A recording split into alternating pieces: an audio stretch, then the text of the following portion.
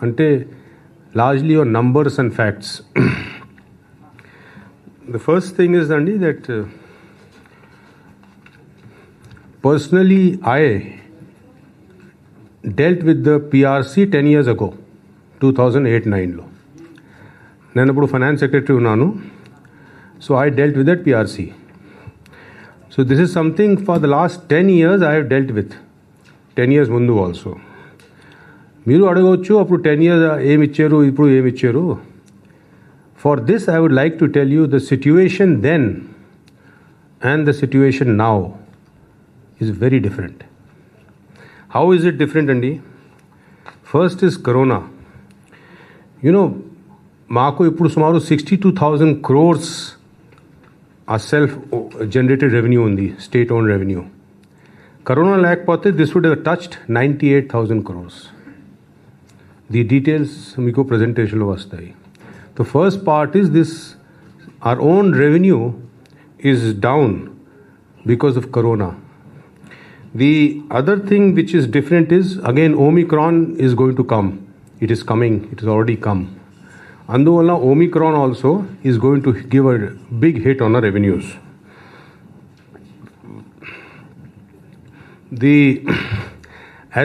Our human resource expenditure, that is employee expenditure, as a percent of budget is one of the highest in the South India as well as in India. Now, when ee paristhiti lo, how to balance between giving something to employees and to the people? There are people schemes. So how to do a balance between these two? This is what the government has done, and this is what the government did in 2008 also. During the 2008, our self-generated revenue was increasing exponentially. We didn't know how it was increasing so much. So, number one, context chala different undi. In this context, how to balance to give the right amount of increase to the employees, to the officers, and to the people, and to do public works, infrastructure works. So basically, budgeting and PRC is balancing this only. So how do you balance this? The outcome ante is a result of this balance. You could always say you got to give in more, but then something has to be taken away from somewhere. Look at it holistically. If you look at it as a system where there are all these groups of people whose needs have to be met, how do you balance it? Keeping that in view, this is the way to optimize it. So we did an optimization, and all these things, Honorable CM also held detailed discussions. He went through each and everything. He developed such insights into this, and then this balancing act was done in a holistic fashion. Now, even with this, the impact of PRC is a lot. The details our finance team will tell you. We have given a lot of benefits despite Corona. 17,000 crores was given as interim relief. The philosophy of interim relief is PRC delay avutundi anduvalla majhlo koncham relief ivali. Aa relief ante interim relief. Interim relief is never a part of salary. You cannot call interim relief a part of salary. On top of that, you get DA for increase in prices. So interim relief was given 17,000 crores, and this interim relief always adjusted against DA or against the arrears. Adi GO lo kuda undi, original interim relief GO lo. So the philosophy of interim relief is that PRC delay avutundi, ee maj kalamlo as an interim, ee maj lo interim relief istunnaru. 17,000 crores had to be adjusted.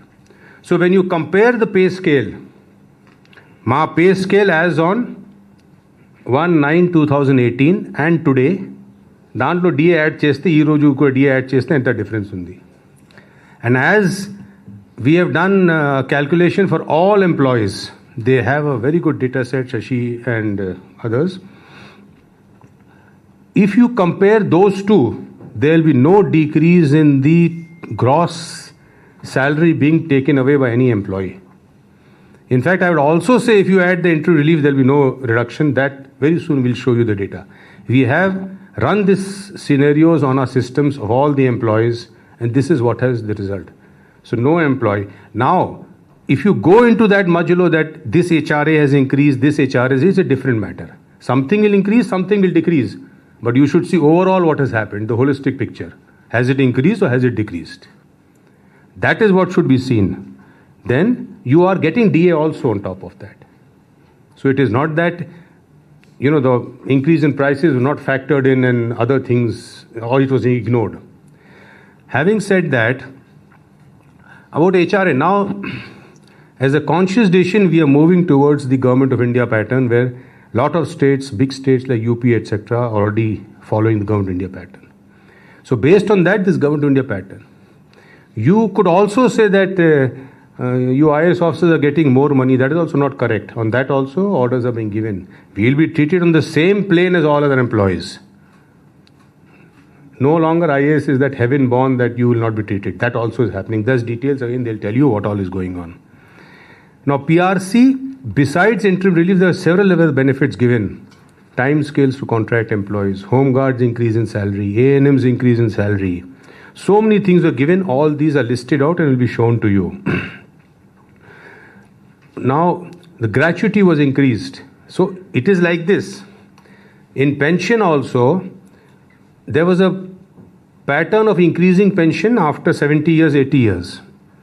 Kani Government of India kuda pattern undi. The Government of India pattern follow chestunnam. Enduku Government of India PRC is a 3-member PRC.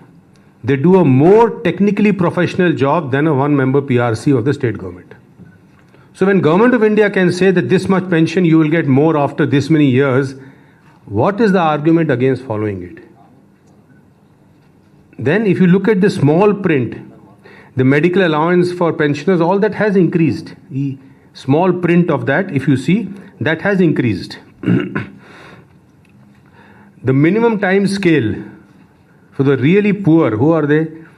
The poor, has now been increased to 20,000, right? Now 20,000. Outsourcing and contract who would usually not be part of PRC, వాళ్ళకి తర్వాత డబ్బు ఇస్తాం, వాళ్ళు కూడా ఇప్పుడు నుంచి ఇస్తున్నాం. They are the maximum affected in this time of crisis of COVID. My only suggestion would be, number one, look at it holistically. In life also, we lose something, we gain something. You have to look at the net. That is one. No employee's gross salary will be reduced. If you are taking 10,000, you are going to get more than 10,000. Exact percentage they will say. If you go and look into that, something is increased, something is reduced. That will happen. That will always happen. Everything cannot increase. And most important, you are in a big economic system. Our economic system chuste, this is the best alternative. The optimization which all of us have done under the leadership of Honorable Chief Minister. So with these few words, I will now request Shamsher Singh ji and Shashi Bhushan ji to మీకు details ఇస్తారు, so చూస్తారు. So we are only giving you facts. No opinions, no beliefs. మీకు facts ఇస్తాం, మీరు దాంట్లో చదివి మీ analysis చేసి మీరు రాయండి. So we are just giving you facts. I'll request now Vijay to please conduct the proceedings, please.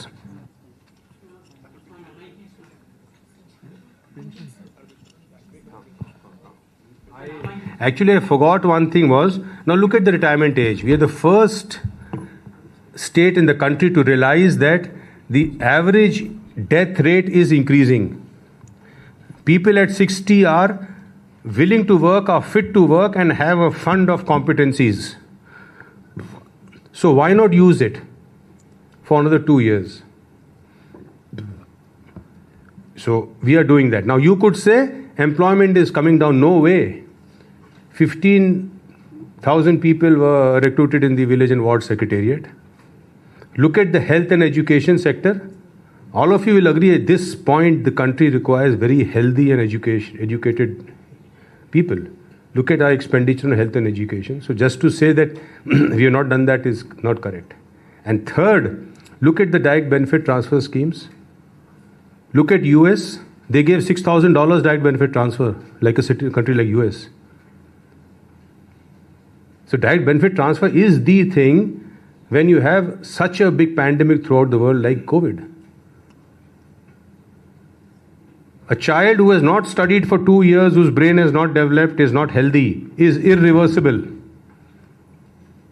That child cannot, those 2 years will never come back to the child. Whole life that child will have less opportunities to progress in life. So again I tell you, look at the philosophy of the thing, look at it in a holistic way, see the data, make your analysis, and then see how within the framework it comes. Thank you.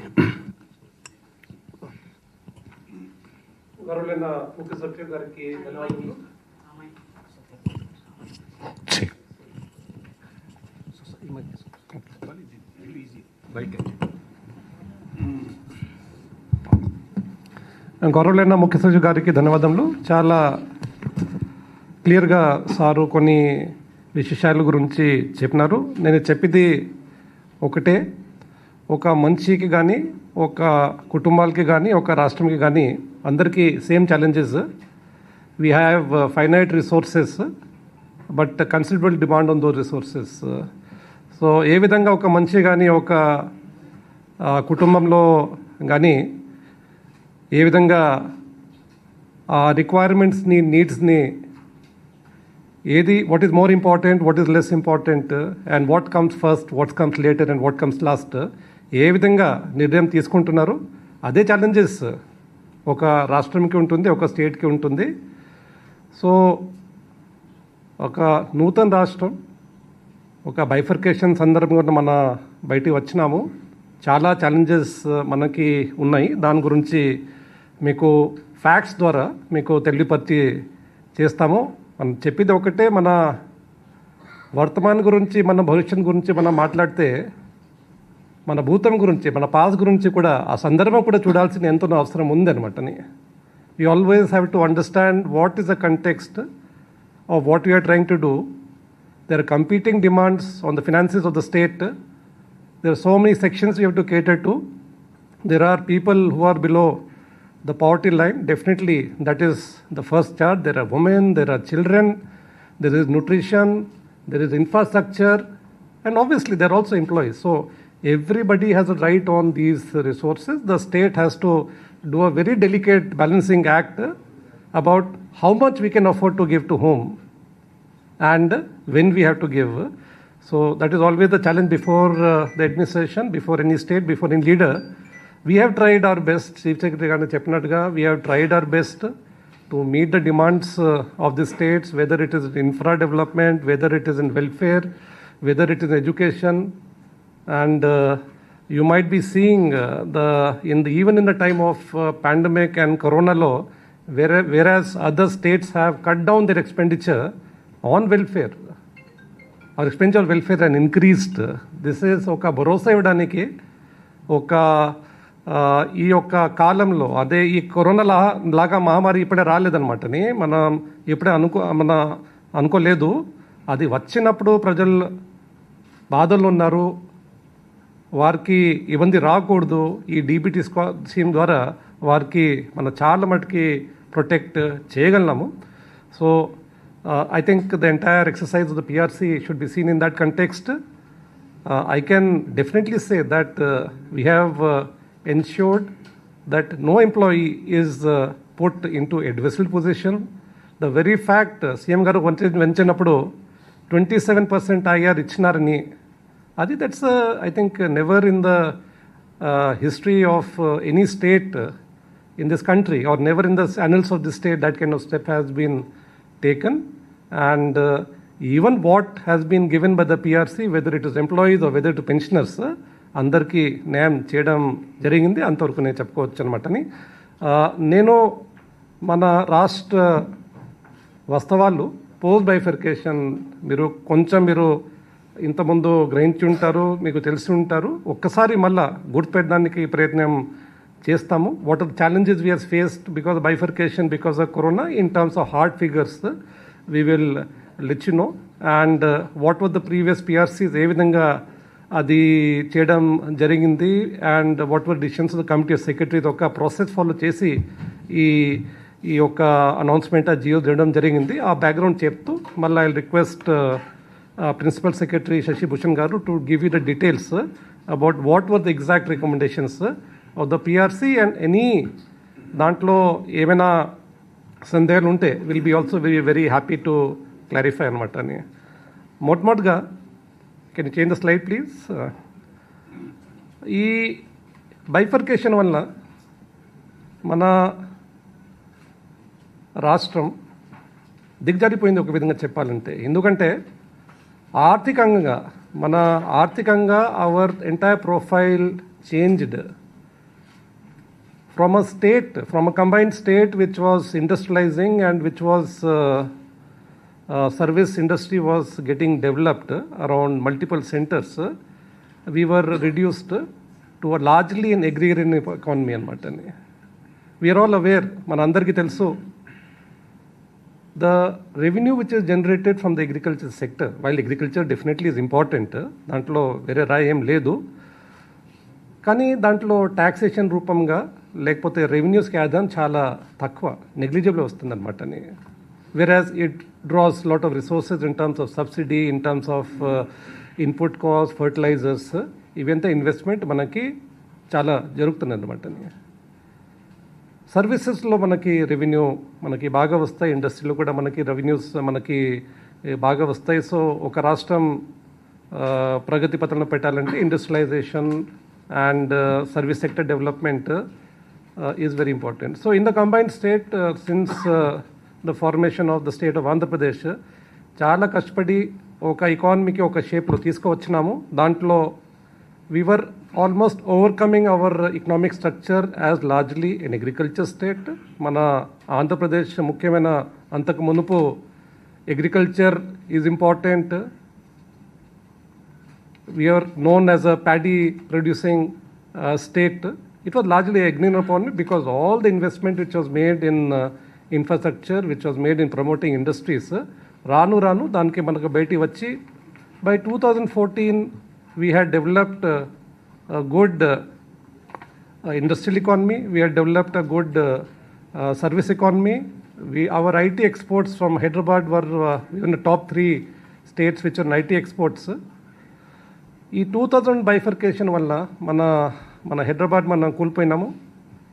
మన economy kuda oka agrarian economy render ayindi. So the growth potential of the state, the ability of the state to raise resources was compromised, and it is going to take a time. Let us be clear, it is going to take some time for us. చాలా కష్టం పడుతున్నాము, అంత ప్రభుత్వం కూడా చాలా చర్య తీసుకుంటుంది. కానీ మళ్ళా ఒక industrial and service base economy రావడానికి కొంచెం టైం న్యాచురల్గా పడి ఉంటుంది అనమాటని.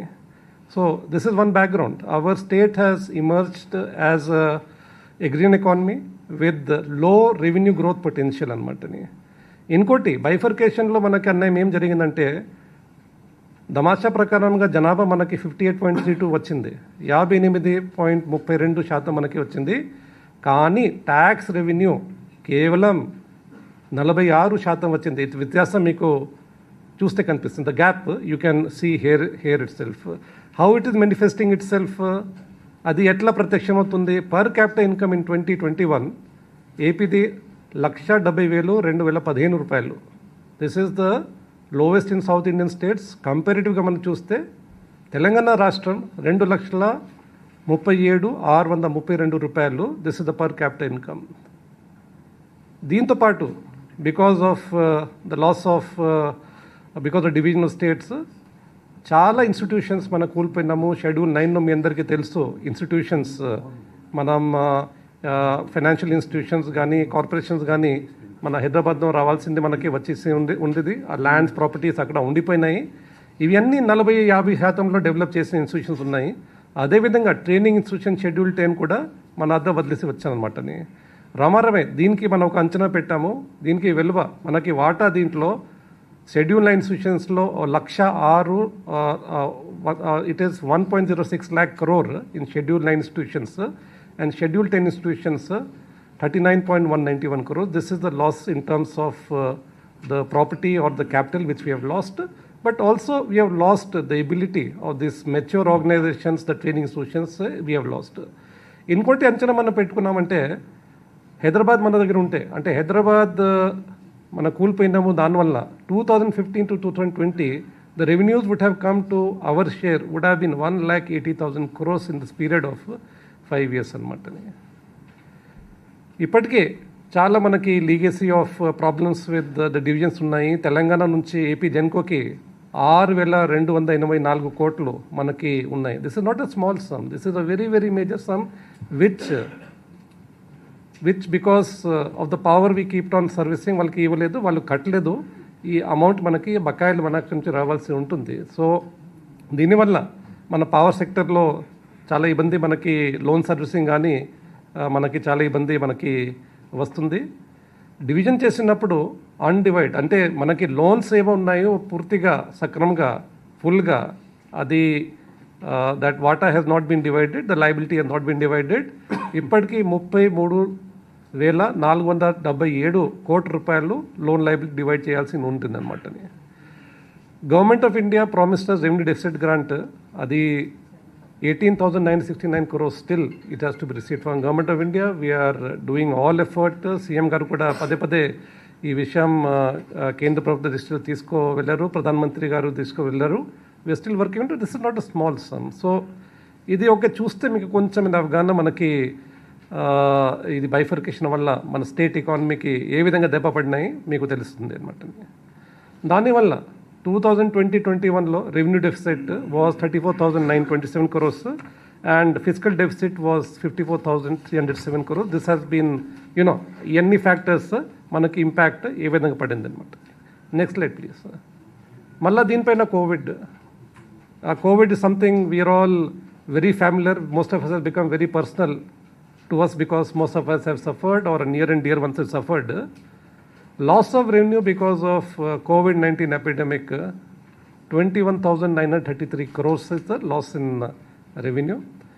మనకి డెవల్యూషన్ వస్తాయి. This is in our own revenue which we collect in form of taxes.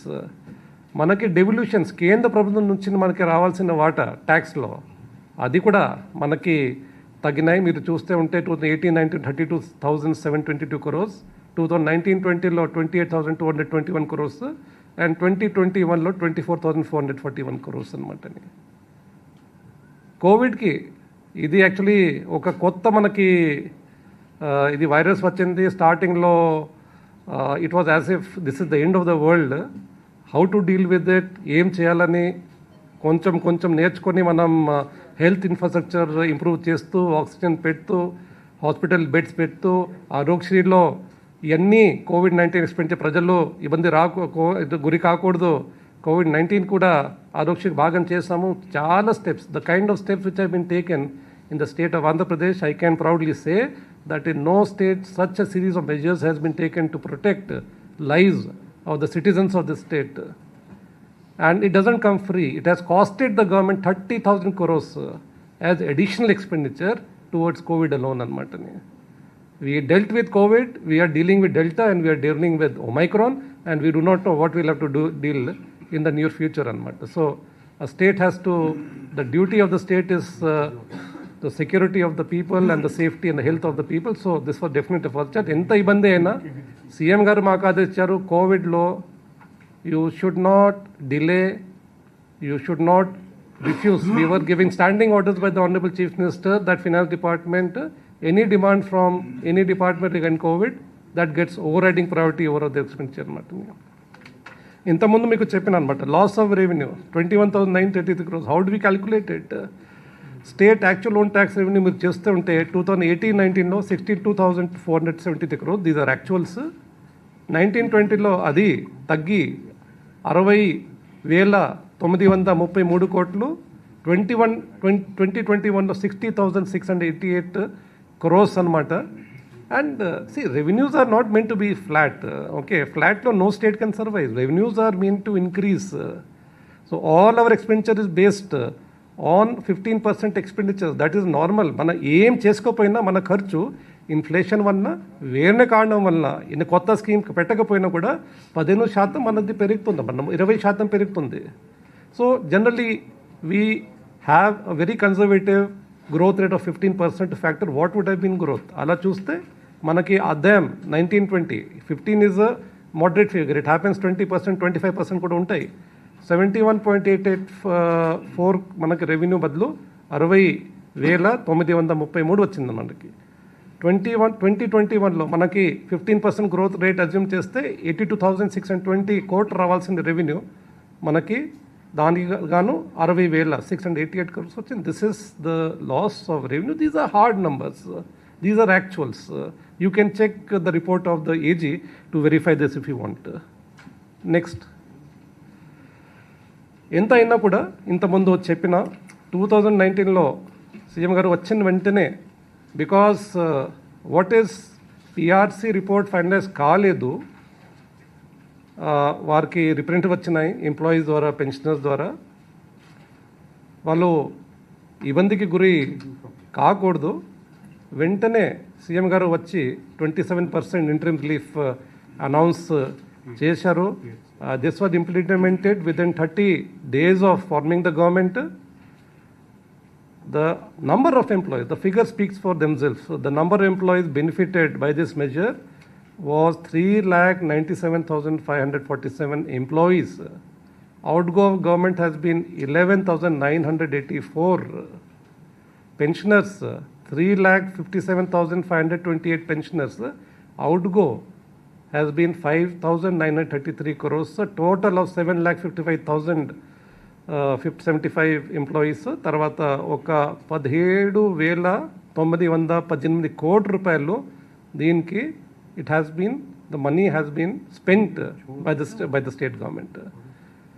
ఇంతకుముందు ఒక డౌట్ వచ్చింది వెదర్ ఇంటరిమ్ రిలీఫ్, సిఎస్ గారు చెప్పినట్టుగా అది ఈ PRC has to be above interim relief and this money has to be given, it has not to be recovered. That is not correct. You can check with any state government, you can check with anybody. In fact, very clearly in Geo, IR ichna Geo law, Geo number 60 dated 6/7/2091, sanction interim relief. I'll read verbatim. Interim relief sanction above shall be shown as a distinct element of remuneration which shall be adjusted, I repeat adjusted, against any benefit that may accrue to the employees on account of revision of the scales of pay and other allowances as a result of government decision on the report of the PRC. This is the GO in which the interim relief was sanctioned. Inkoti GO undi, dino DR mana ichinamu. Very clearly it has been written. So I think there should not be any, ante em ఇది దీనిపైన మనం ఇవ్వాల్సిన అవసరం ఉంటుంది, అది మనం చెప్పడానికి మనకి వీలు లేదనమాట. నెక్స్ట్, ఫస్ట్ ఇయర్లోనే 2019లోని సీఎం గారు ఇవి గవర్నమెంట్లో again first charge, again I set in a family who is important and when is to be given this the question, అంటే what is, who are the people who should get larger share and who are the people who should get the first charge. So CM గారు ఏం నిర్ణయం తీసుకున్నారంటే, while sanctioning PRC, also we have to take care of people who are not in a way regular government employees, who are lesser paid, who are paid honorarium, but they provide critical services to departments, to people, ప్రజలకి. వాళ్ళు చాలా కీలకమైన పని వాళ్ళు చేస్తున్నారు. అది nutrition ఉండొచ్చు, వాళ్ళు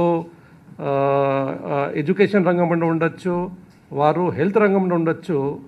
ప్రతి వాళ్ళని చూసి, ప్రతి most deserving and the most neglected in such way వాళ్ళకి చూసి ఐడెంటిఫై చేస్తూ వారికి ఆనరరియం పెంచడం జరిగింది. And who are these anganwadi workers, లక్షల మంది చిన్నపిల్లల్ని చూస్తున్నారు, మా భవిష్యత్తుని వాళ్ళు చూస్తున్నారు, అవర్ భవిష్యత్ తరాన్ని వాళ్ళు చూస్తున్నారు. ఆల్రెడీ వర్కర్స్ది ఆనరరియం పెంచడం జరిగింది. 47,476 employees have benefited from there. These are big Anganwadis, major Anganwadis. వారికి ఆనరరియం 11,500కి పెంచడం జరిగింది. Before 2018 it was 7,000. Mini anganwadi centre 6,526 మంది. From 4,500 to 7,000 rupees it was enhanced. Helper కూడా చిన్న ఉద్యోగి ఒక అంగన్వాడీలో 4,500 to 7,000 ఇంక్రీజ్, బెనిఫిటింగ్ 45,175 పీపుల్ అనమాట. మన సెల్ఫ్ హెల్ప్ గ్రూప్ మూవ్మెంట్ మొత్తం దేశంలో ప్రపంచంలో ఆదర్శంగా ఉంది. దాంట్లో పని చేసిన చిన్న యానిమేటర్స్ అంటారు, విఓ సంఘమిత్ర అంటారు, వారు కూడా చాలా కీలకమైన పాత్ర వాళ్ళు వేసుకుంటారు, ఆ గ్రూప్స్ని సపోర్ట్ చేస్తారు. వారికి కూడా 3,000 నుంచి 10,000 దాకా వాళ్ళకి ఆనరేరియం పెట్టడం జరిగింది. 28,152 పీపుల్ హ్యావ్ బెనిఫిటెడ్. ఇంకోటి ఎవరు ఫోకస్ చైనా శానిటరీ వర్కర్స్ మీరు చూడండి, ఏ స్టేట్లో ఈ విధంగా support sanitary workers. Basically there are poorest the poor, belong to SC, ST, BC, minority, అలాంటి పాపులేషన్ వాళ్ళు ఉన్నారు, living in the most difficult conditions. అదే పని మీరు చేయరు, నేను చేయను అన్నమాటని. అలాంటి వారికి కూడా 18,000 honorarium was increased from 8,000 to 18,000. Supervisors from 12,000 to 18,000, benefit 29,800. నేను ఇంతకుముందు చెప్పిన who gets the share and when he gets, very important. CM గారు చాలా క్లియర్గా these are the most disadvantage, these are people మన ఫోకస్ చేయాల్సిన వారికి ఇచ్చారనమాట. ఆశా వర్కర్స్ అగైన్ హెల్త్లో చాలా కీలకమైన పాత్ర వాళ్ళు వేసుకుంటున్నారు. 41,406 మంది, from 3,000 to 10,000 rupees it has been enhanced. అదేవిధంగా ఎంఎన్ఓ, ఏఎన్ఎం, ధోబీ, barber, community health worker, tribal area ఎవరు పట్టించుకున్న వాళ్ళని వారి 400 రూపాయల నుంచి, అంటే what is 400 rupees, from 4,400 rupees, from 400 rupees to 4,000 రూపాయలు people in tribal area agency ప్రాంతంలో హెల్త్ సర్వీసెస్ ఉన్న వాళ్ళకి ఇవ్వడం జరిగింది. అదేవిధంగా పోలీస్ శాఖల్లో కీలకమైన మనం చూస్తే రోడ్ ఇంటర్సెక్షన్లో కానీ రాత్రి పగలు పనిచేసిన వాళ్ళ హోంగార్డ్ది కూడా ఆనరేరియం కూడా daily honorarium was increase from 400 to 710 rupees. And cook cum helpers in mid day meal scheme వారిది కూడా 750 నుంచి 3,000 రూపీస్ పెట్టడం జరిగింది. 84,833 people have benefited. So while the government employees are 4 lakh, these are 3,01,021 people అనమాట. So government employees, pensioners 4 లక్షల 2 లక్షల వారికి 27% IR ఇస్తూ వీరికి కూడా immediately benefit was given by government. So 3 lakh people or poorest వారికి కూడా బెనిఫిట్ ఇవ్వడం జరిగింది. ఇది కాక next minimum time scale to contract employees అది ఇవ్వడం జరిగింది. 360 crores per annum was additional impact. ఎక్కడో రాష్ట్రంలో లేనా, దేశంలో లేనా ఆర్టీసీ ఎంప్లాయీస్కి అబ్జార్ప్షన్ చేయడం జరిగింది. 53,500 employees with 5,382 crores expenditure as salaries have been paid to them. Village and ward సెక్రటేరియట్లో 1.28 lakh employees were recruited. 2,091 crores per annum ఇది ఎక్స్పెండిచర్. ఇది చేస్తూ కూడా అది హెల్త్ సెక్టర్ని ఫోకస్ పెట్టాల్సి ఉంది కాబట్టి సీఎం గారు fresh recruitment 13,677 post with cost of 820 crores per annum చేయడం జరిగింది. ఇంతకుముందు చెప్పిన మోస్ట్ డిసడ్వాంటేజ్లో అవుట్సోర్స్ ఎంప్లాయీస్ పరిస్థితి దీనంగా ఉంటుంది కాబట్టి యాప్కోస్ ఏర్పాటు చేసి 1,996 ఎంప్లాయీస్కి 1,860 ఈ దళారీ వ్యవస్థ లేకుండా నేరుగా వారికి రావాల్సిన ఆనరేరియం కానీ వారికి పోవాల్సిన GSI ట్యాక్స్ కూడా కట్టడం జరుగుతుంది. Next the expenditure NR or HR మీరు చూస్తూ ఉంటారు. మన ఖర్చు 2018-19 శాలరీస్కి 31,165 crores ఖర్చు. అది 2020-21లో ఇట్ ఈస్ 37,458. Pensions 18,112, in 2021 21,936. సో total expenditure under HR 52,503 in 18-19, 2021లో 67,340. మన స్టేట్ ఓన్ రెవెన్యూస్కి తమాషాగా మనం చూస్తే మన HR పైన ఖర్చు as part of state revenue own resources it is 84% and in 2021 it is 111%. Next మీరు చెప్పుకోవచ్చు వేరే రాష్ట్రం పరిస్థితి ఏంటిది, what is the position of the states. Okay, so salary and pensions పైన ఒక స్లైడ్ ఉంది. In 2018-19 what is the position, 2020-21 what is the position. 2018-19 మన శాలరీ HR పైన ఖర్చు as part of total expenditure of government అంతా కలుపుకొని 32% అనమాట. It is 32%. వేరే రాష్ట్ర పరిస్థితి మీరు చూసుకోవచ్చు అనమాట. In 2021 what is the share of HR expenditure, it has increased to 36%. What is expenditure of the states? You can see there in this slide anamata. We are the highest, and after implementation of the PRC, this expenditure will further increase. And I think our state will have the distinction of incurring the maximum expenditure on HR. I will now hand over the floor to Shashi Bhushan Garu to explain to you about the previous PRC and what this PRC has done. Thank you, sir.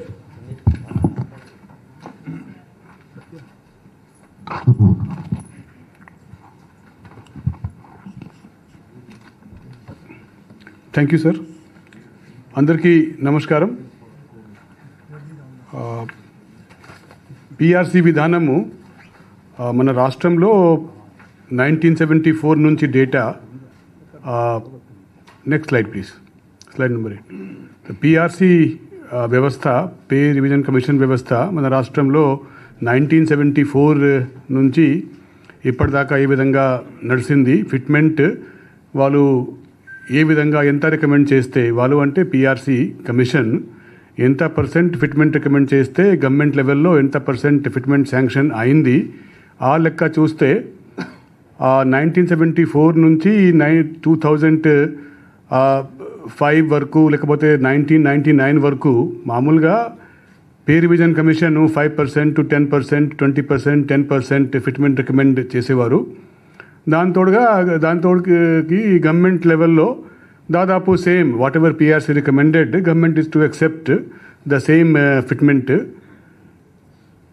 దాని తర్వాత 2005 నుంచి, లేకపోతే దాని ముందు 1999 నుంచి PRC recommendations క్రమంగా పెరుగుతూ వచ్చింది. 20%, 10% నుంచి చూసుకుంటే 2015లో వచ్చిన పిఆర్సీ రిపోర్ట్ 29% రికమెండ్ చేస్తే, గవర్నమెంట్ లెవెల్లో కూడా మనము ఎట్లా ఉన్నాము అది ఇట్లా ఈ స్లైడ్లో చూపెట్టాము. ఇవి అంతా రావత్ గారు చెప్పిన స్టేట్ రెవెన్యూస్ పొజిషన్ చూసుకుంటూ దాని తర్వాత మన పిఆర్సి కమిషను ఏం రిపోర్ట్ ఇచ్చిందో ఆ కమిషన్ రిపోర్టు స్టడీ చేసే కోసము ఆఫీసర్స్ కమిటీ ఏర్పాటు చేయడం జరిగింది. ఆ కమిటీ ఆఫ్ ఆఫీసర్స్ అంతా స్టడీ చేసుకొని మొత్తం దేశంలో ఉన్న రాష్ట్రాలు ఏ విధంగా ఉందో మీ ఇంతకుముందు మీరు చూశారు, రావత్ గారు చూపెట్టిన స్లైడ్స్లో, అంతా స్టడీ చేసుకొని ఒక కమిటీ ఆఫ్ ఆఫీసర్స్ 14.29% ఫిట్మెంట్ గవర్నమెంట్కి మనము రికమెండ్ చేయడం జరిగింది. Next slide please. గవర్నమెంట్ లెవెల్లో గవర్నమెంట్ పిఆర్సి ఏం రికమెండ్ చేసిందో, ఆఫీసర్స్ కమిటీ రిపోర్ట్లో ఆఫీసర్స్ ఏం చెప్పారో, అది మాత్రమే కాకుండా జాయింట్ స్టాఫ్ కౌన్సిల్లో ఉన్న 16 అసోసియేషన్స్, ఎంప్లాయీస్ అసోసియేషన్స్తో ఒకసారి కాకుండా ఒక 7-8 సారి ఆఫీసర్స్ లెవెల్లో, ఫినాన్స్ మినిస్టర్ లెవెల్లో, పొలిటికల్ అడ్వైజర్ లెవెల్లో, 2 సారి స్వయంగా సీఎం లెవెల్లో ఎంప్లాయీస్ అసోసియేషన్స్తో కన్సల్టేషన్స్ మీటింగ్స్ ఏర్పాటు చేసుకొని PRC report, officer committee report, employees అసోసియేషన్స్తో కన్సల్టేషన్స్ ఇవి అంతా చేసిన తర్వాత ఆఫీసర్స్ కమిటీ 14.29% ఫిట్మెంట్ రికమెండ్ చేసిన, స్టేట్ గవర్నమెంట్ 23% ఫిట్మెంట్ డిసైడ్ చేసి ఇవ్వడం జరిగింది. 11th పే కమిషన్ 1/7/2018 నుంచి ఇంప్లిమెంట్ చేస్తామని చెప్పి కూడా డిసైడ్ చేశారు. 1st April 2020 నుంచి మానిటరీ బెనిఫిట్ ఇవ్వడము. అదేవిధంగా ఈ సంవత్సరం జనవరి మంత్ నుంచి అంటే జనవరి మంత్ శాలరీ ఫిబ్రవరిలో వస్తుంది కదా, ఆ శాలరీ నుంచి క్యాష్ బెనిఫిట్ కూడా ఇవ్వడము, అనౌన్స్ చేయడము, ఇంప్లిమెంట్ చేయడము జరిగింది. హెచ్ఆర్ఏ స్లాబ్కి వస్తే గవర్నమెంట్ ఆఫ్ ఇండియాలో 7th పే కమిషన్ మేరకు government of India 7th pay commission system ఏ విధంగా స్టేట్ పిఆర్సీ కంటే కొంచెం మాత్రమే కాదు, చాలా ఫర్మ్ ఫుటింగ్ పైన ఉంటుంది. వాళ్ళు 2 years దానిపైన రీసెర్చ్ చేసుకొని ఒక మల్టీ మెంబర్ కమిషన్ అన్ని విధానాలు స్టడీ చేసుకొని ఏ విధంగా ఇంప్లిమెంట్ చేస్తారో మనకు తెలుసు. అటువంటి గవర్నమెంట్ ఆఫ్ ఇండియాకి ఉన్న హెచ్ఆర్ఏ స్లాబ్స్ 24%, 16%, 8% స్లాబ్స్ కూడా మన స్టేట్లో ఇంప్లిమెంట్ చేసే కోసం కూడా గవర్నమెంట్ డిసైడ్ చేసింది. సిటీ కాంపెన్సేటరీ అలవెన్స్ కూడా మనము గవర్నమెంట్ ఆఫ్ ఇండియాలో ఏ విధంగా ఉందో దానికి మన సిస్టమ్ ఆన్ పార్గా తీసుకువచ్చే కోసము డిస్కంటిన్యూ చేశాము. గ్రాట్యుటీ కూడా గవర్నమెంట్ ఆఫ్ ఇండియాలో ఏ విధంగా ఉందో దానికి పార్గా తీసుకువచ్చి ఇప్పుడు ఉన్న 12 lakh రూపీస్ నుంచి 16 lakh రూపీస్ వరకు ఇంప్లిమెంట్ చేసే కోసం కూడా గవర్నమెంట్ డిసైడ్ అయింది. ఇప్పుడే సిఎస్ గారు చెప్పడం విధంగా ఒక ఎలిమెంట్స్ ఒక కంపోనెంట్స్ ఆఫ్ పిఆర్సి ఒకటే కాదు కానీ చాలా ఉన్నాయి కంపోనెంట్స్ పిఆర్సికి. కాబట్టి ఒక్కొక్క కంపోనెంట్లో కొంచెము తగ్గడము, చాలా కంపోనెంట్స్లో వీలైన వరకు పెంచడము, ఆ మొత్తం ఎక్సర్సైజ్ ఓవరాల్గా సైంటిఫిక్ మెథడ్ ఫాలో అయ్యి గవర్నమెంట్ డిసైడ్ అయింది. అదేవిధంగా గవర్నమెంట్ ఆఫ్ ఇండియాలో ఉన్న విధానం మేరకు అడిషనల్ క్వాంటమ్ ఆఫ్ పెన్షన్ కోసం ఎంట్రీ ఏజ్ ఏ విధంగా గవర్నమెంట్ ఆఫ్ ఇండియాలో 80 years ఉందో ఆ విధంగా మన స్టేట్లో కూడా 80 years ఎంట్రీ ఏజ్ నుంచి అడిషనల్ క్వాంటమ్ ఆఫ్ పెన్షన్ విధానం ఫాలో అవుతాము చెప్పి అది కూడా గవర్నమెంట్ డిసైడ్ చేసింది. Next slide please. House rent allowance ఇప్పుడు చెప్పడం విధంగా గవర్నమెంట్ ఆఫ్ ఇండియా అంటే సెంట్రల్ గవర్నమెంట్లో పాపులేషన్ మేరకు ఏ విధంగా హౌస్ రెంట్ అలవెన్స్ వాళ్ళకు ఉంటుంది, అందరికీ సమానంగా ఉంటుంది. రైల్వే ఎంప్లాయీస్ ఉన్నా, వివి ఎంప్లాయీ ఉన్నా, ఆల్ ఇండియా ఆఫీసర్స్ ఉన్నా, పోస్టల్ ఎంప్లాయీస్ ఉన్నా అందరికీ 8%, 16%, 24% slab as per the population of their office location government of ఇండియాలో ఏ విధంగా ఉందో అదేవిధంగా మన రాష్ట్రంలో కూడా ఫాలో కావడం కోసం డిసైడ్ అయింది. ఇంతకుముందు కూడా మనము చెప్పిన మేరకు ఆల్రెడీ చాలా పెద్ద states, large states in our country including Uttar Pradesh, Gujarat, Rajasthan, Odisha, Madhya Pradesh ఇంకా కూడా 5-6 స్టేట్స్ ఉన్నాయి. But these 6 large states already have moved to Central Pay Commission for everything. ఎందుకు అంటే సెంట్రల్ పే కమిషను అలవెన్సెస్ ఉన్నా, ఫిట్మెంట్ ఉన్నా, అదర్ కంపోనెంట్స్ ఆఫ్ శాలరీ ఉన్నా దానిపైన వాళ్ళకు quality of research, quality of study బాగుంటుంది చెప్పేసి ఫ్యూచర్లో సెంట్రల్ పే కమిషన్ వైపు మూవ్ కావాలని చెప్పి కూడా డిసైడ్ అయింది. అదేవిధంగా గవర్నమెంట్ ఆఫ్ ఇండియాలో ఏ విధంగా అందరి ఎంప్లాయీస్కి సమానంగా స్లాబ్ ఉంటుంది irrespective of whether they are IAS or non IAS. ఈ ఆల్ ఇండియా సర్వీసెస్ ఆఫీసర్స్కి ఇప్పుడు ఒక స్పెషల్ డిస్పెన్సేషన్ ఇచ్చి ఉంది గవర్నమెంట్ ఆఫ్ ఆంధ్రప్రదేశ్. ఆ 40,000 స్లాబ్ చేసుకొని ఆ స్లాబ్ కూడా ఇప్పుడు రిమూవ్ చేయాలి చెప్పి గవర్నమెంట్ డిసైడ్ అయింది. Next slide please. ఈ 23% ఫిట్మెంట్ మేరకు వేరే కంపోనెంట్స్ పైన ఉన్న డిసిజన్ మేరకు what is the impact on the state Exchequer అది మొత్తం చూస్తే కాంట్రాక్ట్ ఎంప్లాయీస్, అవుట్సోర్సింగ్ ఎంప్లాయీస్, రీసెంట్గా గవర్నమెంట్లో భాగంగా వచ్చిన ఏపీఎస్ఆర్టీసీ ఎంప్లాయీస్, జిఎస్డబ్ల్యూఎస్ అంటే గ్రామ సచివాలయం, వాటర్ సచివాలయం ఎంప్లాయీస్, రెగ్యులర్ ఎంప్లాయీస్, పెన్షనర్సు, కొన్ని అదర్ కంపోనెంట్స్ మొత్తం కలిపి ఇప్పుడు HR expenditure on only these category of employees 60,000 crores ఉంటే ఈ 23%తో ఫిట్మెంట్తో కొత్త పిఆర్సీ వచ్చిన తర్వాత ఆ 60,000 crores will increase to 70,000 crores per annum. That means ఈ పిఆర్సీ ఇంపాక్ట్ స్టేట్ ఎక్స్చెక్కర్ పైన 10,247 crores per NM per year పడుతుంది. Next please. ఇప్పుడు మేము చూసాము మన ఆఫీస్లో లేకపోతే బయట ప్రెస్లో మీడియాలో నోయింగ్లీ అన్నోయింగ్లీ చాలామంది ఏమంటున్నారు అంటే ఎంప్లాయీస్ శాలరీ కొత్త పిఆర్సీ ఇంప్లిమెంట్ చేయడం వలన తగ్గిపోతుంది. All of us who are sitting here are employees కదా. ఆ వైపులో ఉన్న వాళ్ళు ఎక్కువ మంది ప్రైవేట్ ఎంప్లాయీస్, ఈ వైపులో ఉన్న వాళ్ళు ఎక్కువ మంది government employees. When we say salary what do we mean? మన చేతికి వచ్చిన పే స్లిప్లో గ్రాస్ ఏం కనిపిస్తూ ఉంది? మీరు పే ప్యాకేజ్ అంటారు, మేము శాలరీ అంటాము. Some people will call it compensation, cost to company, whatever you call it. What we see is our gross pay. ఈ మంత్ మా గ్రాస్ పే మనకున్న బేసిక్, ఈ అలవెన్స్, ఆ allowance, DA, HRA, city compensatory allowance అంతా కలిపి what is my gross pay this month, అదే చూస్తూ ఉంటాము. ఆ విధంగా చూస్తే ఈ స్లైడ్లో ఉన్న ఇది దానిపైన కొంచెం I will call the attention of the media carefully because these are all real figures అండి. ఒక 5 రియల్ ఎంప్లాయీస్కు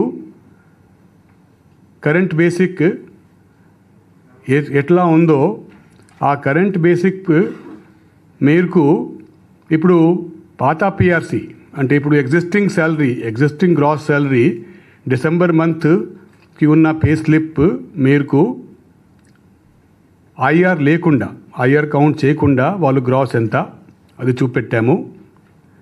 దాని తర్వాత ఎగ్జిస్టింగ్ పే స్లిప్ డిసెంబర్ మంత్కి ఉన్న పే స్లిప్ ఎంట్రీమ్ రిలీఫ్ కలిపి గ్రాస్ శాలరీ ఎంత పడుతూ ఉంది అది చూపెట్టాము.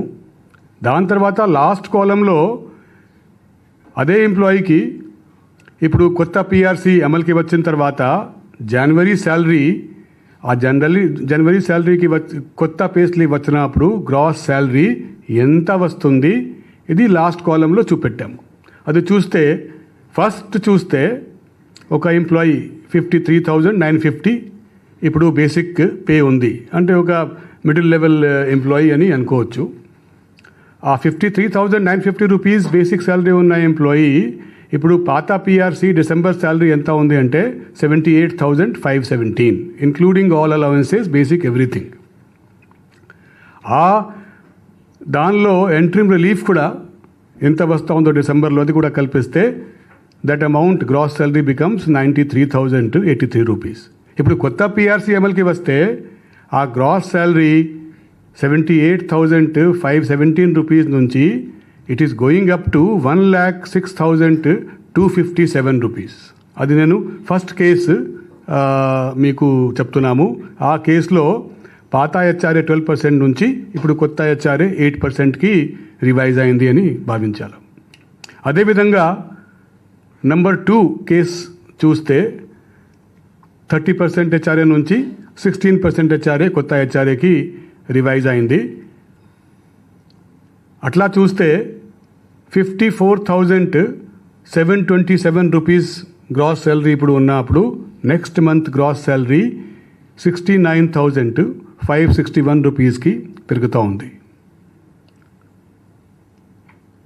అది ఎంప్లాయీ నెంబర్ 3 చూస్తే థర్డ్ రో చూస్తే ఇది 16,870 రూపీస్ బేసిక్తో ఉన్న ఎంప్లాయీనా లో లెవెల్ ఎంప్లాయీ అంటే లోవర్ క్యాడర్ ఎంప్లాయీ అనుకోవచ్చు. వాళ్ళకు ఇప్పుడు ఉన్న గ్రాస్ శాలరీ 24,974 రూపీస్ ఉంటే కొత్త పిఆర్సీ అమలుకి వచ్చిన తర్వాత it is increasing to 33,208 rupees per month. Fourth కేటగిరీలో చూస్తే దీనిలో 20% హెచ్ఆర్ఏ నుంచి 8% హెచ్ఆర్ఏకి రివైజ్ అవుతున్నారు. ఆ ఎంప్లాయీకి చూస్తే 82,833 రూపీస్ గ్రాస్ ఇప్పుడు ఉన్న గ్రాస్ 1,06,000 రూపీస్కి పెరుగుతూ ఉంది కొత్త పిఆర్సీ అమలు అయిపోయిన తర్వాత. లాస్ట్ కేసు చూస్తే 42,000 రఫ్లీ rupees gross salary is going up to 57,319 rupees. ఈ 5 ఊరికే ఫిగర్స్ పెట్టలేదు, ఇది actual salary actual allowances, actual basic, actual ఇవి అంతా ఫిట్మెంటు అది పెట్టి ఇది చేయడం జరిగింది. కాబట్టి దానివల్ల చెప్పడం ఏమిటి అంటే every employee will be getting more gross salary in the month of January after PRC is implemented compared to what was his gross salary in the month of December as per the old PRC. The old PRC versus new PRC లెక్క చూడాలి అంటే this is అది చెప్పడం కోసం మీతో share చేసే కోసం ఇది స్లైడ్ పెట్టాము. Next slide please. ఈ fitment and other core PRC issues కాకుండా state government honourable chief minister ఒక పిఆర్సీ మాత్రమే కాకుండా ఒక ఎంప్లాయీకి బెనిఫిట్ చేసే విధంగా ఒక పిఆర్సీ ప్యాకేజ్ లాగా డిసైడ్ అయ్యారు, అనౌన్స్ కూడా చేశారు. ఎందుకు అంటే ఒక్కొక్క కంపోనెంట్ చూస్తే మనము వేరే వేరేగా అప్పుడు తగ్గిపోతున్నప్పుడు we might feel little little difficult.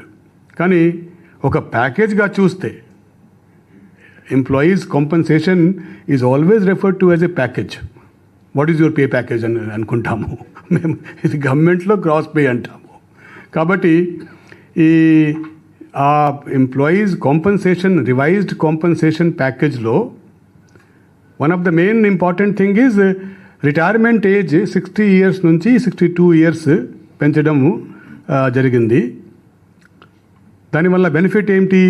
ఒక మీరు షేర్ చేసే కోసము ఒక average 1 lakh rupees per month employee retire అయినప్పుడు 1 lakh rupees per month salary ఉంటే 24 monthsకి రఫ్గా మాట్లాడితే రమారమిగా 24 lakh rupees ఎక్స్ట్రా ఆయనకు 2 yearsలో శాలరీ వస్తుంది.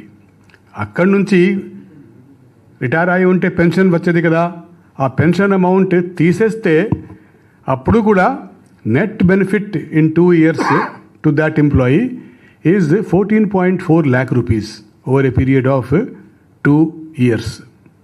అవి కాకుండా ఒక 2 yearsలో ఎవ్రీ 6 months చొప్పున 2 yearsలో 4 అడిషనల్ డిఏ వస్తుంది. ఆ 2 yearsలో ఒక 2 అడిషనల్ ఇంక్రిమెంట్ వస్తుంది. ఈ 4 అడిషనల్ డిఏ రావడం, 2 అడిషనల్ ఇంక్రిమెంట్ రావడం వల్ల లాస్ట్ పే బిఫోర్ రిటైర్మెంట్ పెరుగుతుంది. అతనికి రావాల్సిన పెన్షన్ లాస్ట్ పే పైన డిపెండ్ అయి ఉంటుంది కాబట్టి పెన్షన్ అమౌంట్ ఎవ్రీ మంత్ పెరుగుతుంది. So all these are the benefits because of enhancement of retirement age from 60 years to 62 years. Next please. ఇంతకుముందు చూసాము, మీరందరూ చూసి ఉండొచ్చు, ఎప్పుడు పిఆర్సీ ఇంప్లిమెంట్ అయిందో ఆ ఇంప్లిమెంటేషన్ డేట్ ఎంప్లాయీస్ కోసము, పెన్షనర్స్ కోసము, ఇంకా కొన్ని కేటగిరీస్ ఆఫ్ ఎంప్లాయీస్ కోసము ఒక డేట్ ఉండేది. అది అయిపోయిన తర్వాత contract employees, out sourcing employees salary కొంతవరకు పెరిగేది. 6 months తర్వాత లేకపోతే 1 year తర్వాత పెరిగేది. ఈసారి కాంట్రాక్ట్ ఎంప్లాయీస్కి రావాల్సిన మినిమం టైం స్కేల్, తర్వాత అవుట్ సోర్సింగ్ ఎంప్లాయీస్కి శాలరీ 23% పెంచుకుంటూ ఈ 2 లాభాలు కూడా, ఈ 2 బెనిఫిట్స్లో కూడా ఏ డేట్ నుంచి అంటే 1st January 2022 నుంచి ఏ విధంగా అందరికీ వస్తూ ఉందో ఎంప్లాయీస్కు, అదేవిధంగా కాంట్రాక్ట్ అండ్ అవుట్ సోర్సింగ్ ఎంప్లాయీస్కి కూడా వాళ్ళకు రావాల్సిన minimum time scale and 23% enhancement of outsourcing employees salary, ఇవి 2 బెనిఫిట్స్ కూడా it will be coming to them from 1st January 2022 along with all other category of employees. So this is a major benefit for these 2 categories of employees. Next slide please.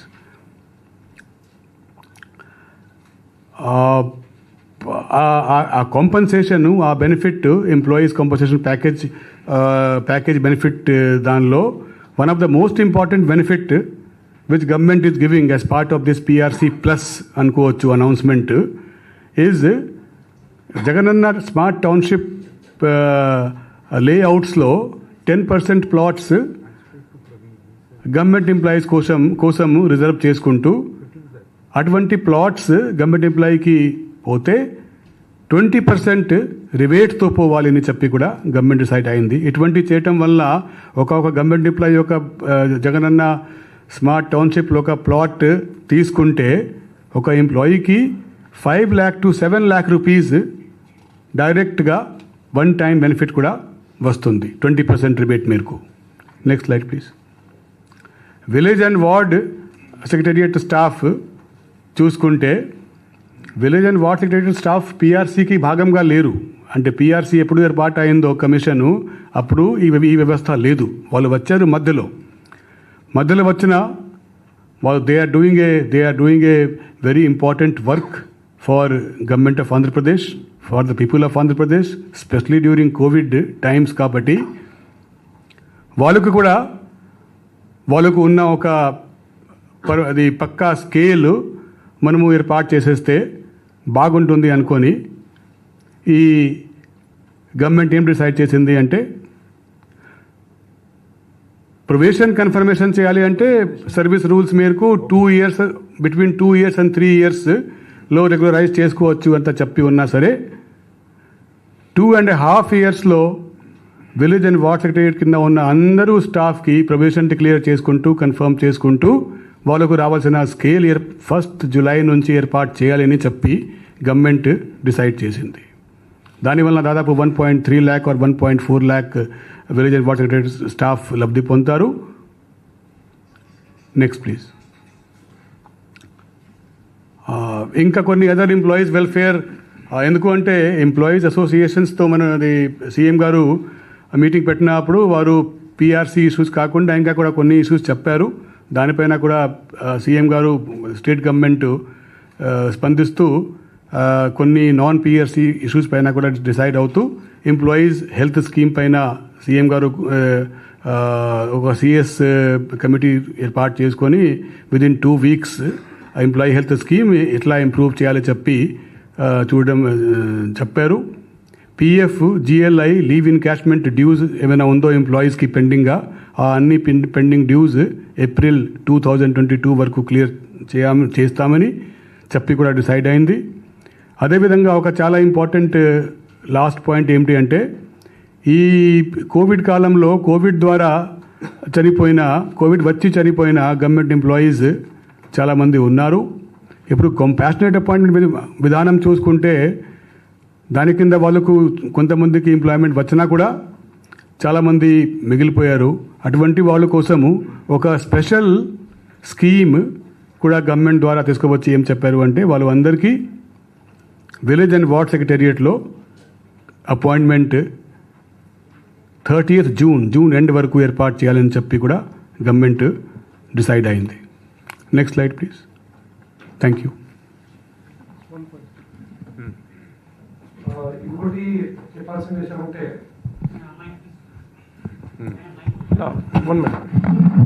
ఇంకోటి ముఖ్యమైన విషయం అంటే జనరల్గా ఒకసారి PRC ఇలాంటి decision తీసుకున్న తర్వాత అమల్లోకి it takes almost 5 to 6 months అనమాట.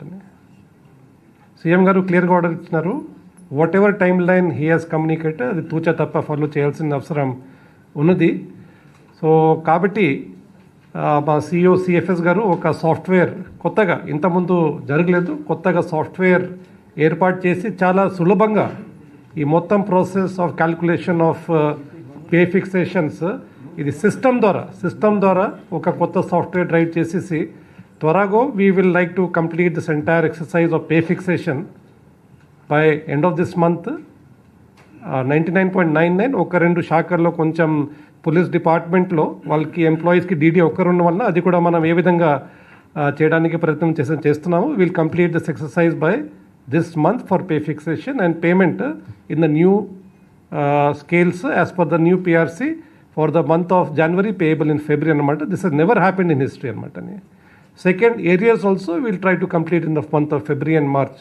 So our target is that pay fixation and payment of salary in a new scale by the salary of January payable in February and all other matters areas various దానికి సవాల్ అది కూడా February మహా అంటే March లోపల ఈ ఫైనాన్షియల్లో complete చేయడానికి ప్రయత్నంలో వచ్చినాము. దానికి సాఫ్ట్వేర్ కూడా తయారు చేసాము. 1 minute, 1 minute. We'll take one question, and so that everybody gets a chance. Yes. From? మీ పేరు చెప్పండి. Okay, yes please.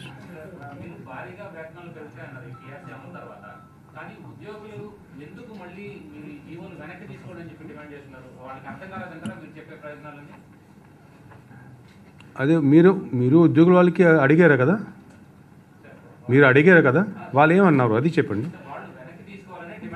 అది రీజన్స్ మీరు చెప్పండి, అప్పుడు చెప్పొచ్చు కదా. మీరు రీజన్స్ చెప్తే I can give you specific reply. ఇది general reply I don't know. మీరే చెప్పండి, మీరు మాట్లాడారు కదా. వాళ్ళు చెప్తున్న రీజన్స్ ఒకటి, పిఆర్సీ వల్ల వేతనం తగ్గుతుంది, హెచ్ఆర్ఏ స్లాబ్స్ వల్ల అంత ఇబ్బంది ఎదుర్కోవాల్సి వస్తుంది, అందరికీ వేతనాలు తగ్గాయని చెప్పి వాళ్ళు రీజన్స్ చెప్తున్నారు. దానివల్లే ఈ జీవోని వెనక్కి తీసుకోమని చెప్తున్నారు. Let me tell you broadly, నేను చెప్తానండి. ఆల్రెడీ వాళ్ళు సిఎఫ్ఎంఎస్లో చూసారు, ఎవరికి వేతనం తగ్గడం లేదు. మీరు 10 రోజు ఉండండి, పే స్లిప్ వస్తాయి, అంతే కదా, ఈ నెల జీతాలు వస్తాయి. అప్పుడు ఆ పే స్లిప్ పాత పే స్లిప్స్ కంపేర్ చేయవచ్చు. నెంబర్ 2, మీరు బ్రాడ్లీ చూస్తే 30% డిఏ కంబైన్ అయింది, 23% ఇంట్రిమ్ రిలీఫ్ ఫిట్మెంట్ కంబైన్ అయింది, -27% interim relief, 23% increase. HRA on the new slab 2 to 5% reduction, 20% increase. Broadly, as a generalization, as an average, 20% increase. It is showing in individual results, right? Okay, next. One only. Sir. 10% ఏదైతే ఉందో దాన్ని పెంచకపోవడం అంటే వాళ్ళ age పెరిగే కొద్దీ వాళ్ళకు medical ఖర్చులు పెరుగుతూ ఉంటాయి. కొడుకులు, కోడలు, బిడ్డలు వాళ్ళు పెంచుతారో లేదో కూడా, వాళ్ళు చూసుకుంటారో లేదో కూడా తెలియని పరిస్థితి. 80 సంవత్సరాల తర్వాత ఎవరు బ్రతుకుతారో కూడా తెలియని పరిస్థితి. కాబట్టి వాళ్ళు బ్రతికే వయసులో అదనపు పెన్షన్ పెంచకుండా 80 సంవత్సరాల తర్వాత బ్రతుకుతారో తెలియని వయసులో అదనపు పెన్షన్ పెంచడం వలన 70 to 80 ఇయర్స్ మధ్య ఉన్నటువంటి పెన్షనర్స్ తీవ్రంగా నష్టపోతారు. అదే విషయం పెన్షనర్స్ అసోసియేషన్ చెప్తూ ఉన్నారు, ఉద్యోగులు కూడా గట్టిగా మాట్లాడుతూ ఉన్నారు. ఎందుకు ఆ నిర్ణయం తీసుకోవాల్సి వచ్చింది? మీరు గవర్నమెంట్ ఆఫ్ ఇండియా అదే ఉంది కదా, గవర్నమెంట్ ఆఫ్ ఇండియా పిఆర్సీలో వాళ్ళు స్టడీ చేశారు. వాళ్ళు స్టడీ చేసి చూశారు 20 years is the average increase in life span. వాళ్ళకి ఈ ఎక్కువ డబ్బు కావాలి 80 తర్వాత. వాళ్ళు సైంటిఫిక్ స్టడీ చేశారు, వాళ్ళు ఎగ్జామిన్ చేశారు 20 సంవత్సరం డేటా. ఆ డేటా చూసేసి వాళ్ళు పెట్టారు. మా వాళ్ళు ఎగ్జామిన్ చేయలేదు, పాత్ చూసి దానిలో ఏదో ఇంక్రీజ్ ప్లస్ మైనస్ పెట్టారు. అందువల్ల yeah next we don't want enter argument. Yeah sir, ఎందుకు ఆల్ ఆఫ్ సడన్ గా ఇప్పుడు సెంట్రల్ పే కమిషన్ క్రైటీరియా తీసుకున్నారు, ఇంత ముందు లేని కదా. 10 years కి పిఆర్సీ వాళ్ళు ఇప్పుడు ఎందుకు సడన్ గా నిర్ణయం తీసుకున్నారు? హెచ్ఆర్ విషయంలో కానీ ఎందుకు తీసుకున్నారు? ఇంత ముందు లేదు కదా. దీంట్లో same subject. Central government pay revision 10 years ఒకసారి ఉంటుంది, అయితే స్టేట్ గవర్నమెంట్ సంబంధించి 5 years ఒకసారి ఉంటుంది. అయితే ఇప్పుడు స్టేట్ గవర్నమెంట్ తన కంఫర్ట్ తీసుకొని ఆఫీసర్స్ వాళ్ళకి అనుకూలంగా ఈ పిఆర్సీని తయారు చేశారు అని చెప్పి అనేది వాదన. అదే వాళ్ళ opinions I will not respond. But దీని గురించి on the central pay commission ఎందుకు చేశారు, ఎనీ చేంజ్, ఎనీ ట్రాన్స్ఫర్మేషన్ మీరు అడగటం లేదు కదా, ఎందుకు చేశారు? మేము ఎన్ని పిహెచ్సిస్, ఎన్ని సబ్ సెంటర్స్ తయారు చేస్తున్నాము, న్యూ ఎడ్యుకేషన్ ఇన్స్టిట్యూషన్స్ పెడుతున్నాము, ప్రతి కాన్స్టిట్యున్సీలో మెడికల్ కాలేజ్ పెడుతున్నాము, సూపర్ స్పెషాలిటీ. ఎనీ చేంజ్ మీరు అడగటం లేదు, ఎందుకు? ఇది చేంజ్ అండి, change is natural. And the main reason is it is much more better. ముగ్గురు కూర్చొని సైంటిఫిక్గా డీటెయిల్గా అనాలిసిస్ చేస్తున్నారు, ఆల్ ఇండియా విజన్లో చేస్తున్నారు. అదే మాకు కూడా అప్లై అవుతుంది. నెంబర్ 1. నెంబర్ 2, నెంబర్ 3, చాలా స్టేట్స్ ఇది ఫాలో చేస్తున్నారు కదా. వాళ్ళు కూడా దీని ముందు ఒక స్టేట్ పిఆర్సీ ఉంది, వాళ్ళు కూడా ట్రాన్స్లేట్ చేశారు. 1 nation 1 PRC. Yes. Sir, excuse me. One question. Sir, one question. Ashtoj Mishra గారి committee. No, one mission. Ashok Mishra గారి నేతృత్వంలో వేసినటువంటి పిఆర్సీ కమిటీ సిఫార్సుని ఎందుకు గవర్నమెంట్ పక్కన పెట్టింది? రెండోది, గతంలో మేము కొన్ని చోట్ల గతంలో జరిగినటువంటి పిఆర్సీకి సంబంధించినటువంటి దాంట్లో మంత్రివర్గ ఉపసంఘాలు ఏర్పాటు చేసి ఉద్యోగులతో సంప్రదింపులు జరిపిన తర్వాత రాష్ట్ర ప్రభుత్వం ఒక నిర్ణయం తీసుకునేది. కానీ ఈ టైంలో ఏకంగా చీఫ్ సెక్రటరీ నేతృత్వంలో చేసినటువంటి కమిటీ వల్ల ఈ రోజు ఇటు పక్క ఉద్యోగులు కానీ ఇటు పక్క ప్రభుత్వం కానీ పూర్తి స్థాయిలో బదనామైంది అనేటువంటిది ప్రధానమైనటువంటి ఎంప్లాయీస్ ఆరోపణ. మీకు 2-3 క్వశ్చన్స్ ఉన్నాయి. ఫస్ట్ అశోక్ మిశ్రా పక్కన పెట్టలే. How many recommendations have you accepted? In total, we have In total. I think we have accepted 15 out of 18. Yes. Nearly. So పక్కన పెట్టలే. Number 1 చూసుకోండి మా ఆఫీసర్స్ కమిటీ రిపోర్ట్లో. Number 2 నిన్న 2 ప్రశ్న ఏమిటి దాంట్లో? ఒకటి అశోక్ కమిటీ రెండోది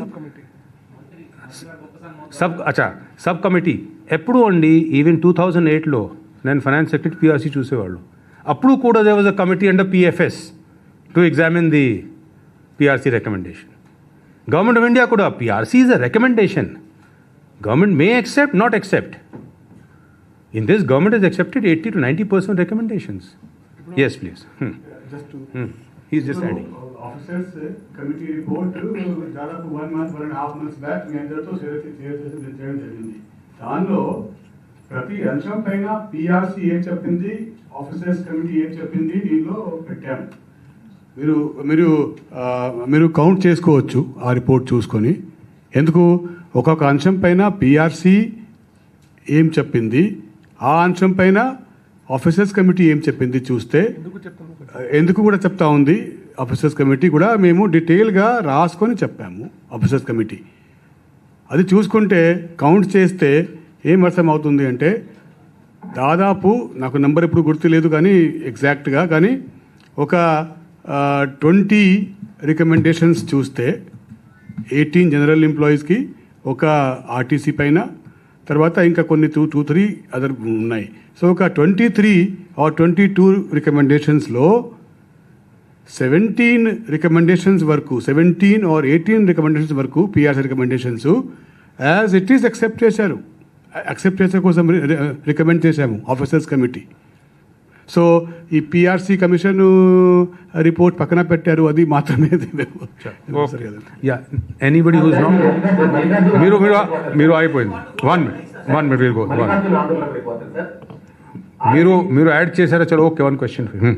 ఇప్పుడు మీరు రిలీజ్ చేసిన జీవోల మీద అన్ని సంఘాలు డిస్సాటిస్ఫాక్షన్ వ్యక్తం చేస్తున్నాయి, ఆల్రెడీ నిరసన వ్యక్తం చేస్తున్నాయి. మళ్ళీ మీరు చర్చలకు పిలవాలని చెప్పి గవర్నమెంట్ ను అది డిమాండ్ చేస్తున్నారు. మళ్ళీ దీంట్లో ఏమైనా అమెండ్మెంట్ చేస్తారా, చర్చలకు మళ్ళీ పిలుస్తారా? అచ్చా చెప్పారా? చలో I will take that as a statement.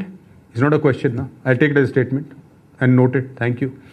Sir ఇక్కడ Sambasivarao okay sir, first allegation on you in the sense CS committee, you did not consider or take into consideration of the employees' suggestion. Not even a single suggestion you have taken into consideration from the employees. Second allegation on you, you are implementing selected subjects from the central PRC, and why don't you implement the same pay scale here? The third one, employees are going to strike. Do you have any awareness on it? And what are you going to say to the employees on this?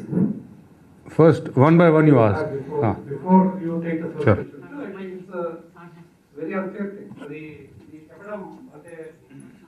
Yeah, I think this is not a good standard. We are sitting in personalized kind of allegations. What is Chief Secretary? He represents the government. We are. It's a committee which is headed by the Chief Secretary. There are so many committees which are headed by the Chief Secretary. How can you personalize any allegation like this? No. I'm also conveying to you. Okay, I'm not saying you are doing it. I'm saying I'm responding to a specific question. Adi sabab kaadu kadandi.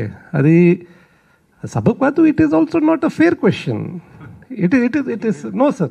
This has to be answered, sir. This has to be answered. Now, ultimately, what the committee says is makes a recommendation. We made a recommendation.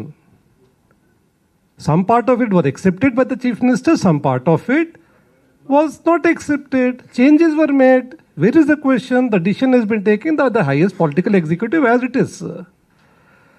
నేను ఏమంటున్నామంటే, మీరు శశిభన్ గారు చెప్పినట్టుగా ఈ రిపోర్ట్ని పక్కన పెట్టినారు, ఈ CS గారు డిసిషన్ తీసుకున్న, అది కూడా పర్సనల్ లెవెల్లో I think it's neither in the best traditions of civilized behavior and relationship between I mean, we are all a part of a joint family anamata. That is how I see it anamata. So idi cheppedam, I think this is not something which at least as individually as a bureaucrat I appreciate. It has never happened in the past, at least in the state of Andhra Pradesh. Okay నిమిషం. So ఇప్పుడు group of ministers లేకపోతే empowered committee అంటే you don't say that the chairman of the group of ministers influence. It doesn't happen like this. Decision making in government is not a personalized. I'm not running by private institutions andi. It's a collective decision making. It is after taking into consideration all facts or circumstances.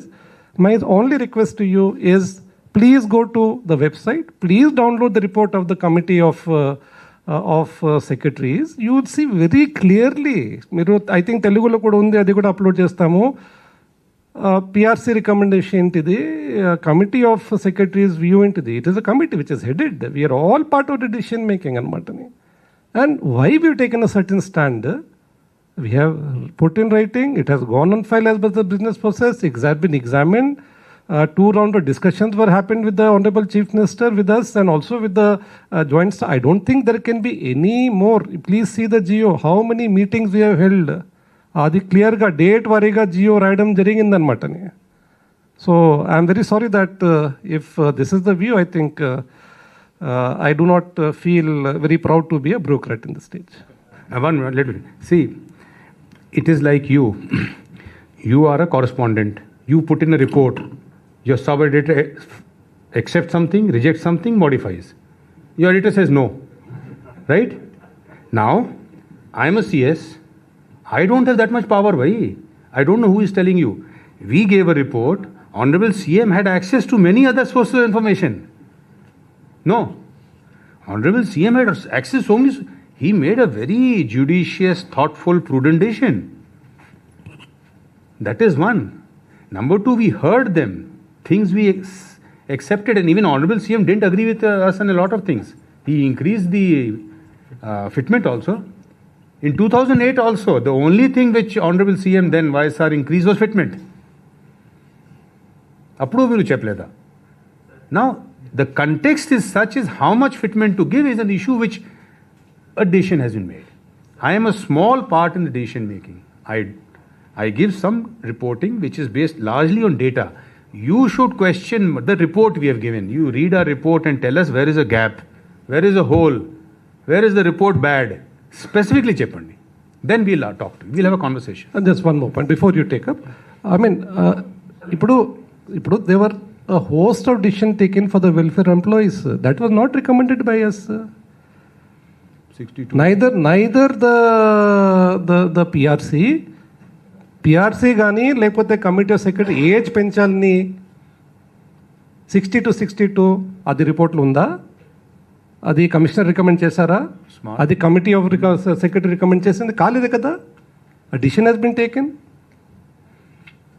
So there are 7-8 decisions which were put in the PowerPoint to you, which are all for the welfare employees, which as a political executive they have every right to take a considered view, and they have taken anamata. So I think in the best, I mean, our relationship with employees have always been good, and I think we should continue to be on the same even keel anamata. That is my request. Thank you, sir.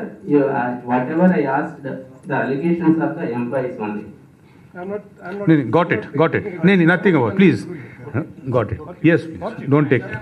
సమావేశాలు జరిగినప్పుడు సమావేశం నిర్వహించిన లేక అధికారుల committee సమావేశాలు FM గారి జరిగిన సమావేశాల్లో ఉద్యోగ సంఘాలు ఎవరు అభిప్రాయం అంటే వారు ఆమోదం తెలియజేయరు మీరు చెప్పినటువంటి అభిప్రాయం. అలాగే ఇంకా సంప్రదింపులు జరుపుతామని చెప్పి ఈ జీవోలు జారీ చేయడం కారణం ఏంటి? వారితో చర్చలు జరగలేదు, ఇంకా సంప్రదింపులు చేయకుండానే జీవోలు ఇచ్చేసారని వాళ్ళ ఆరోపణ. The process, again 2008 and again now process is PRC has done. After PRC, officers gave a report. Then Honorable CM held consultations including the employees twice. Honorable CM himself went through the report. He had a lot of other inputs and finally CM decided. Once Honorable CM decides, GO has to follow. You can even talk now. Talking doesn't stop. Anything is talking doesn't stop. You know, even now they are talking, we are talking. I mean, it's not that we are not talking. So that is going on. Yes, please. Sir ఉద్యోగ సంఘాల dialogues కొన్ని నేరుగా మీతో నేను చెప్పలేకపోవచ్చు కానీ direct మిమ్మల్ని target చేస్తూ మేము ఈ విధంగా నష్టపోవడానికి సిఎస్ గారి ప్రధాన కారణం అని చెప్పేసి ప్రెస్ మీట్లో ఉద్యోగ సంఘాలు నేరుగా మిమ్మల్ని కంప్లైంట్ So చేస్తారు ఏం మీరు ఆన్సర్ చేస్తారు వారికి? it is like this, you know, when anything goes wrong, the father of the family has to be targeted. It's okay. I mean, whom else will they target? Cheppandi meeru? What has gone wrong? Even right or wrong is not the issue. I mean, I will be targeted. It's okay. I mean, they are like our family. It's like one child, మా పిల్లలు ఉన్నారు వాళ్ళకి ఏమి ఇవి పోతే గొడవ ఏమిటి మదర్కి ఫాదర్ గురించి చెప్తారు ఈయన పనికి రాదు ఫాదర్ ఏమి ఇది మాకు చూడటం లేదు అంతే కదా so it is okay I mean we should not feel it this is democracy yes they should whom will they target it? I mean, they will not target. Why should they target PFS? Yes, only there's a committee. I chaired it. I am responsible. That is true. I mean, it is expected. It is not unexpected. Right? I think. Thank you. Last one, then we'll go. Na? Yeah. IR కంటే fitment తక్కువ ఇచ్చినప్పుడు legal గా అది నిలబడదని చెప్పేసి ఉద్యోగ సంఘాలు అంటున్నారు. Achha, tell me, you must have thought what illegality? Me cheppandi. First, let me my understanding kosam. Not questioning you. Already ఉన్నాయి. ఐఆర్ కంటే ఫిట్నెస్ తక్కువ ఇస్తే లీగల్ గా చెల్లదు కాబట్టి fitness Earlier, they have given equal. They have given more. But which illegality in the constitution or law cheppandi? Anywhere. ఆలోచన చేయండి. Later on, you can send me a WhatsApp. We'll reply to you. అంటే employee unions నేను మీరు కూడా you are a press person మీరు analyze చేయాలి కదా వాళ్ళు చెప్పేసి మీ అభిప్రాయం చెప్తే అప్పుడు వీ కెన్ డిస్కస్ అవునా థ్యాంక్ యూ